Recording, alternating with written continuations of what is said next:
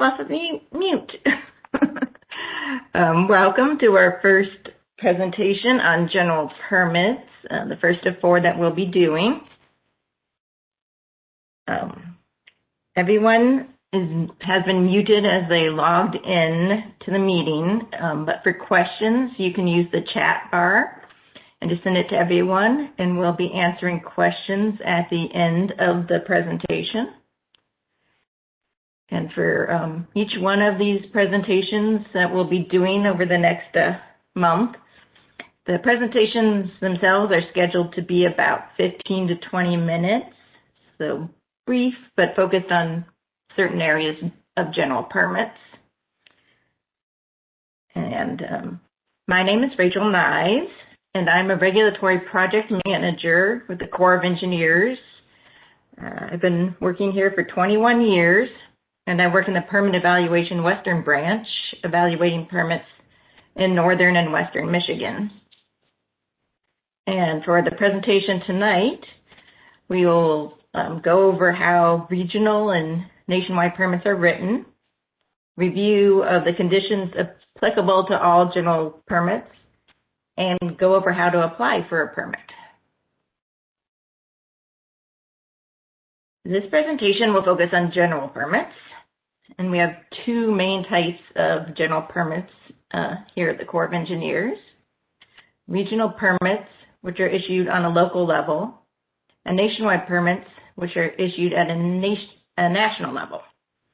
And we also issue individual permits, and those are under 2 main categories: letters of permission and standard permits. And those permit categories are typically used for more complex projects. For each general permit that the Corps has issued, we have a blanket environmental assessment to cover any work. And the environmental assessment is revised every time the general permits are renewed. Most of the time, the general permits are up for renewal every 5 years. Though, as I'll discuss in just a minute, that changed some with the nationwide permits this year. Both nationwide and regional permits have conditions added to them by state environmental agencies. The local Corps district can place regional conditions on nationwide permits and can determine that a nationwide permit doesn't apply locally. The Corps verifies whether or not an applicant's proposed work qualifies under the regional or nationwide permit terms and conditions, or whether we'll evaluate the proposed work as an individual permit. The Detroit District requires that you submit an application for any work that might require regional or nationwide permit verification. There are 58 total nationwide permits. 12 of the nationwide permits were just reissued this month, and there were 4 new nationwide permit categories added. 2 of these new nationwide permit categories we won't be using in the Detroit district because they are solely for work in marine waters. The 2 new nationwide categories that will apply in the Detroit district are one for electric and telecommunications utility lines, and a second one for utility lines for water and other substances.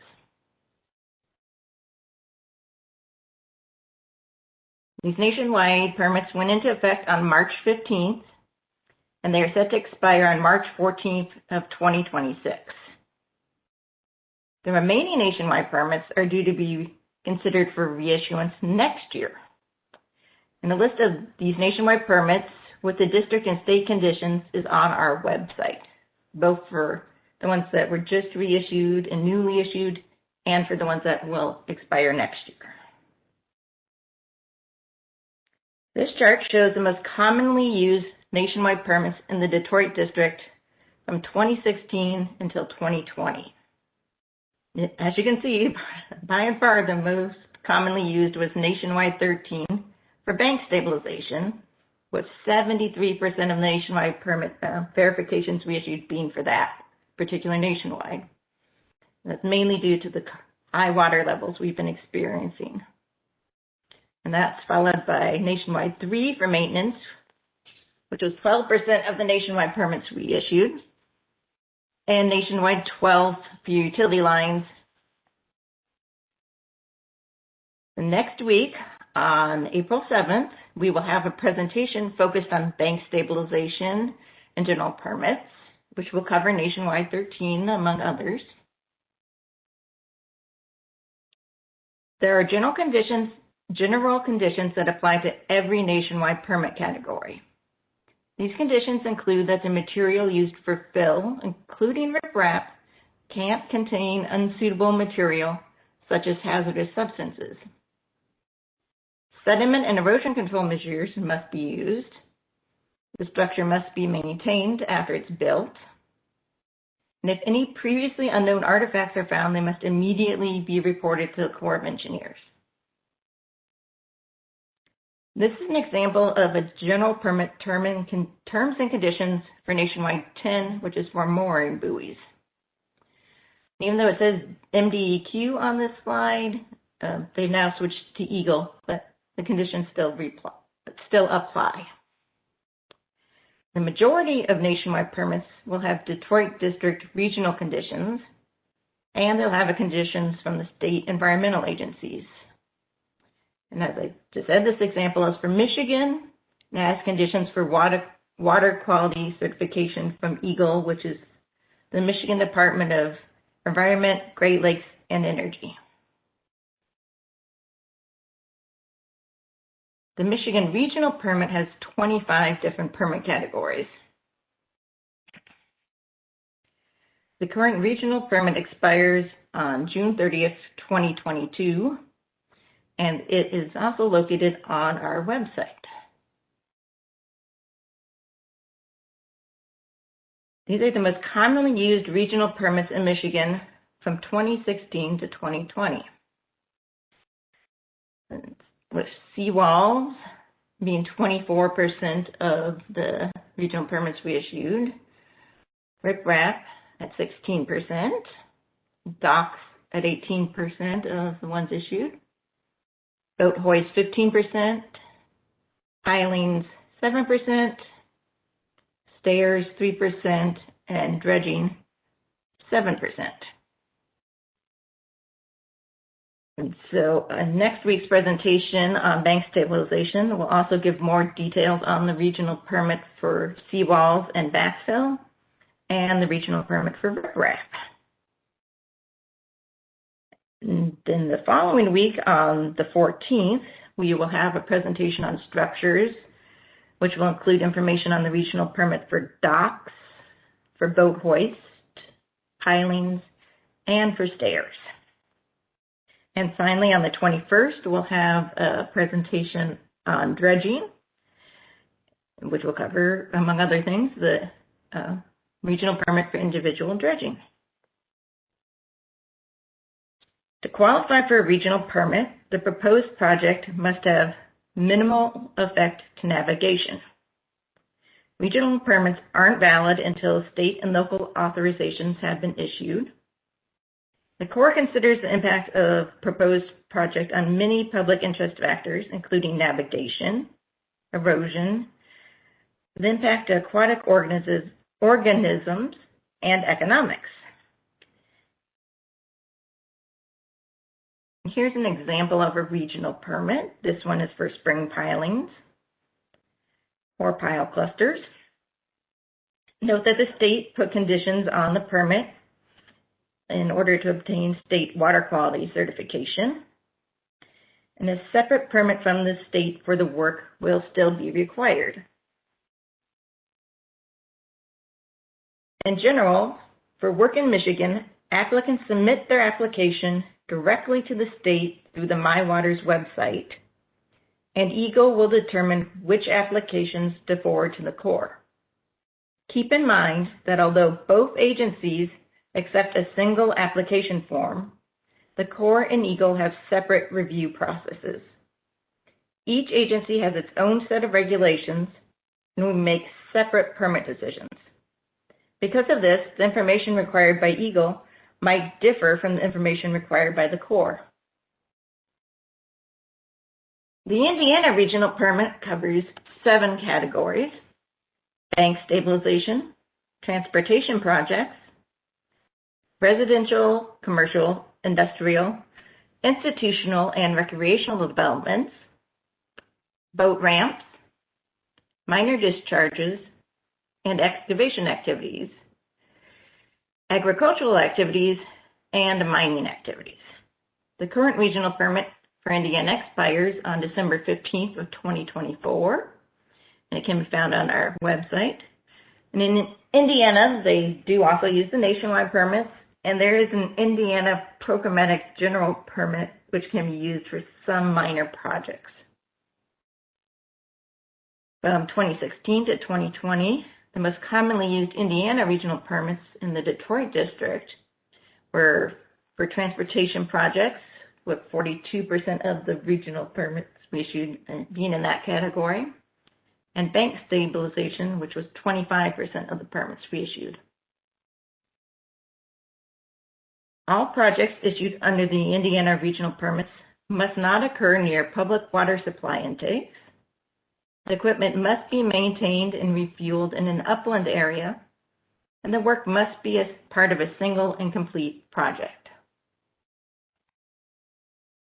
For Indiana, if you're working on a public freshwater lake, start with the IDNR application. If you're working in other waters, start with the Corps application or with the IDM application, and we will coordinate your project with other agencies. And if you're not sure which application to use, please just give us a call. From the time we receive a complete application package from you, we typically issue general permits within 60 calendar days and individual permits within 120 calendar days, so this might vary for more complex projects. Section 401 Water Quality Certification and Coastal Zone Management Consistency provided by the state are often required prior to issuance of a Corps permit. In addition, some counties and municipalities have their own local wetland ordinances or have soil erosion control laws that may require permits, which you should also have before starting work on your project. There are many resources you can use to help you find the information you need for your application, and you can find links to many of these on our website. Your local Corps and state offices are also a good resource. And we, as I said during the presentation, we have 3 more sessions. Next week we'll be focusing on shoreline protection, mainly seawalls, riprap, and sandbags. Then the following week on the 14th, we will have a session focused on common structures such as docks, boat hoist, stairs. And then on the 21st, we'll conclude our series with focusing on dredging projects. And if you haven't already RSVP'd for any of these sessions and you're interested, please just send an email to the reg outreach email listed on the screen, and it was just placed in your chat too. All right, now I will open this up for questions. Jake Myers, who works for the Corps too, has been monitoring the chat, but if you have any questions now, please send them in.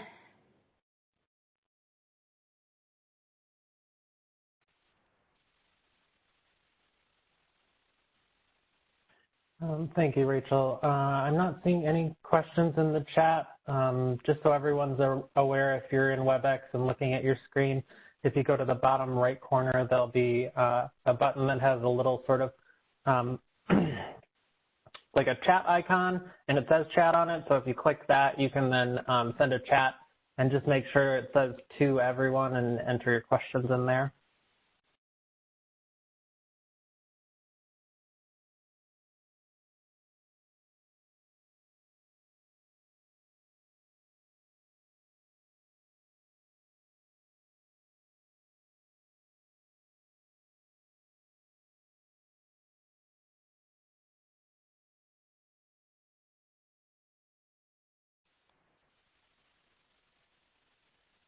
Rachel, we had a question asking how long does it take Usace to review a permit?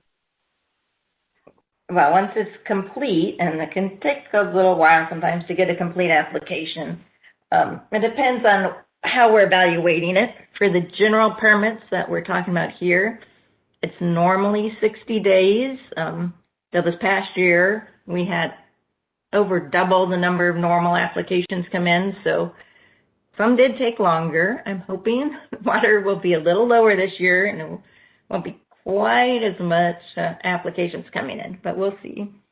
I think in next week's presentation, there's a little more on what's complete for certain permit types, what we need in terms of drawings. That's the main thing we ask for is drawings. We had another question that was asking what's the best way to submit a permit application electronically? Is there an email address that is preferred? It would be, in Michigan, it's all done electronically now, and it's through the state, actually. There's a link to it on our webpage to submit a permit, but it goes through the state. They have a website called MI Waters, and you have to sign up for an account with them and then fill out an application. Now, if you're having any trouble with that, please send us an email either at the outreach email or this reg admin address, and we can have someone get in contact with you to help you get started or walk you through any part of the process that you're getting stuck on.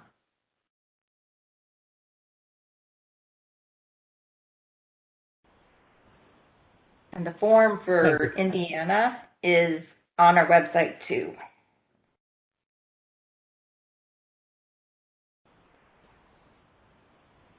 Thanks, Rachel.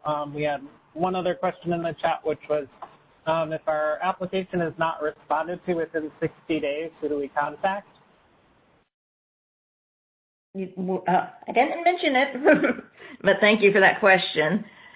Once we get your application, we will send you an email telling you who your project manager is with the Corps. So if you don't get your permit in that time, feel free to contact whoever it was that sent you that email and find out what's going on with your permit process. And if for some reason you didn't get an email from us, and I would say within 2 weeks of submitting it to the state, just send an email to this reg admin email that's on the screen and just let someone know, because sometimes the state's a little slow sending it to us, so then we can look into it and make sure that we have it and it gets assigned to somebody with the Corps.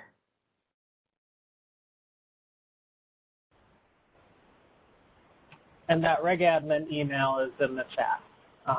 So feel free to use that to reach out to us as well. Another question was added, if revisions are made in My Waters, does Eagle forward the revised submittal to the Corps? No, they do not. So the best thing to do is to send us an email and let us know you revised something in My Waters, then we can go in and get it off of there. Or just send your project manager of the Corps, like if it's revised drawings, send them to the project manager of the Corps, and it'll help speed things along, because there is no good way for Eagle to let us know that you have updated anything in My Waters.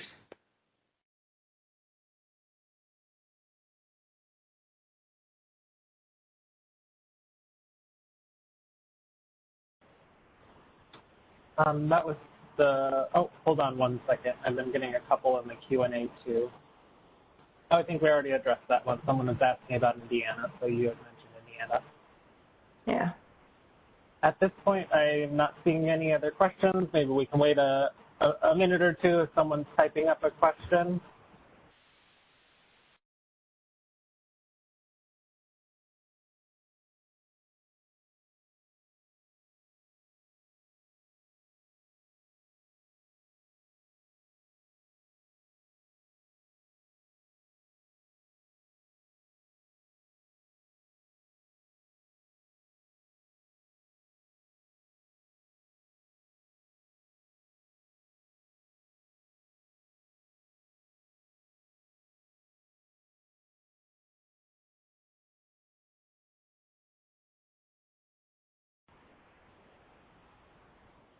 All right, Rachel, I'm not seeing any additional questions. So thank you for answering those questions, and thank you for the presentation. All right, and thank you everyone for attending. Hopefully some of you will be able to attend the ones over the next couple of weeks. And we appreciate your attendance tonight.